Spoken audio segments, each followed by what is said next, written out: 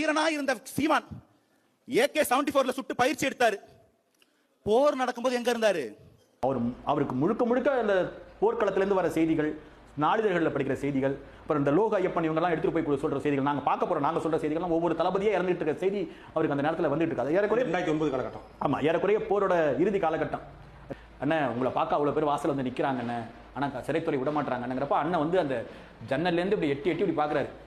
கண்ணெல்லாம் கலங்குது. சிறைத்துறை அதிகாரிகிட்ட கேட்கிறாரு, அங்க நின்று நாங்க பேசுறது அப்படியே வீடியோ எடுத்துட்டு இருக்காங்க.